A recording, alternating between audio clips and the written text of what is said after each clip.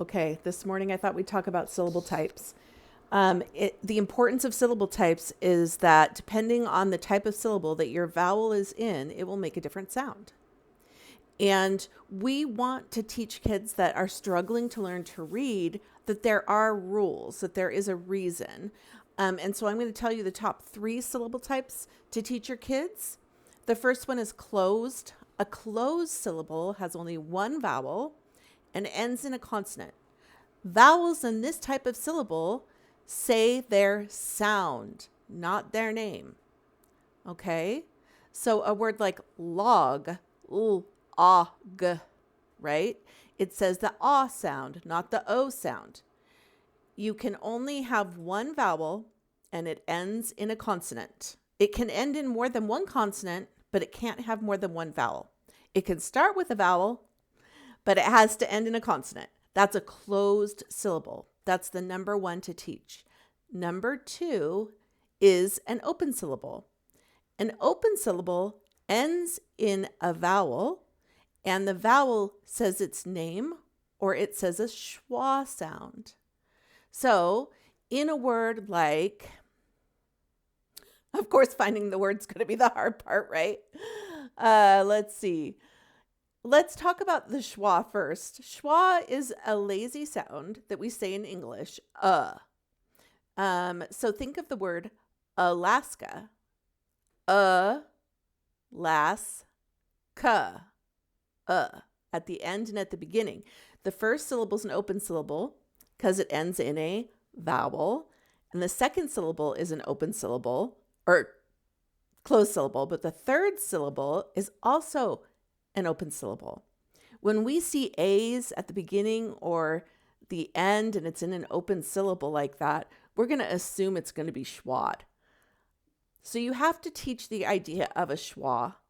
And that is a hard concept to understand. So make sure when you're first teaching the open syllable concept that you're picking words that do not have a schwa in them. Teach it first like it's black and white, and then go back and review what happens with the schwa. The third syllable type is vowel consonant E. And for some reason, this syllable gets taught all the time, but not the other 2. And so that's the third one you're going to teach, vowel consonant E, where the E makes the middle letter say its name. But remember that E has a lot of different jobs for being at the end of a word.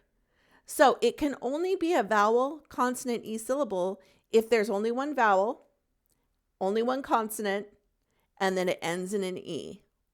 All right, those are the top 3 syllables. How do we teach our kids this?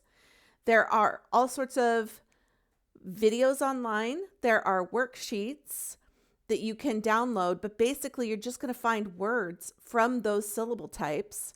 I'll show you a book that I really like. It's the Wilson Reading System Readers, and you can buy these online. You don't have to be a teacher. And when you go through it, you'll see it's got words to read, it's got sentences, and it's got stories, and they're all leveled. Unfortunately, they're leveled in a way that makes sense to the Wilson program, not so much in the sense that you might want to teach it in this order or your reading program might. So, but if you buy the first 10 workbooks, the first 6 workbooks, and you go through and you find what you need, they're going to really help you. You're not going to have to come up with word lists quite so much. And we do want controlled reading in the beginning. We want them to feel confident that they know what they're doing and that they can anticipate what these syllables are going to be.